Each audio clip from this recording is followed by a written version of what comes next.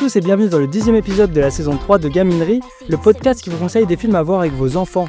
Aujourd'hui, je vais vous parler de l'adaptation cinématographique d'un phénomène Netflix, à savoir Gabi et la Maison Magique, le film. Il s'agit de la version grand écran d'une très populaire série pour tout petit que je ne connaissais absolument pas, mais qui, paraît-il, vend encore plus de jouets que la Patte Patrouille.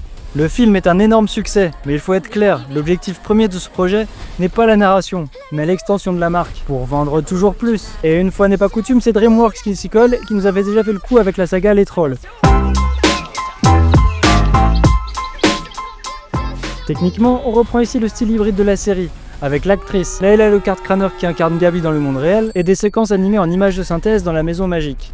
L'esthétique est très colorée et pleine de paillettes, ce qui est indéniablement attrayant pour les jeunes enfants. Cependant, cette réussite visuelle est un simple emballage très coûteux et tape à l'œil, car il ne sert vraiment pas à un récit de qualité. Mais avant d'aller plus loin, de quoi ça parle ? L'histoire suit Gabi qui part en voyage avec sa grand-mère.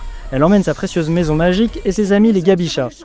L'aventure prend un tournant lorsque la maison tombe entre les mains de Vera, une femme excentrique obsédée par les chats qui veut la récupérer comme objet de collection.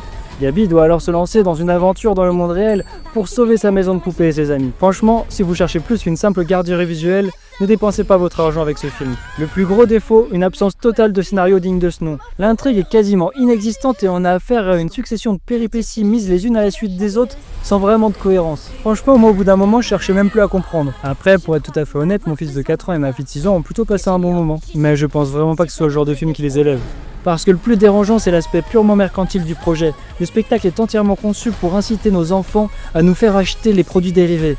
Chaque nouvel accessoire, chaque situation de crise semble avoir été pensée par le département marketing. C'est l'archétype du film qui privilégie la vente à l'âme. Seul l'humour parfois excentrique apporté par l'actrice Kristen Wiig, dans le rôle de la méchante, permet aux parents de ne pas s'endormir complètement.